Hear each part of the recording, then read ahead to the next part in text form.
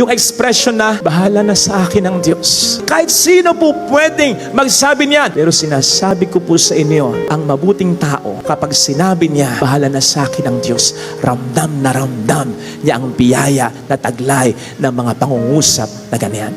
Ang sabi natin sa Ingles, you cannot put a good man down. Why? You just cannot put God down. Sapagkat ang bawat mabuting tao, kinakampihan ng Diyos yan. O pwedeng may mga pagsubok, pero ipaparamdam ng Diyos, hindi kailanman siya magkukulang. Kapatid, sigurado ang iyong panalo. Huwag kang mapapagod, magpakabuting tao. And once that happens, makikita mo ang mga bagay-bagay sa buhay mo. Hindi na sa area ng positibo o negatibo. Lahat po pwedeng maging positibo, kahit yung negatibo. Because everything will work for the good of souls who love Him. Yun ang sinasabi sa Romans 8:28. Kahit yung mga pangit na pangyayari, po pwede i-convert ng Panginoon na maging mabuti.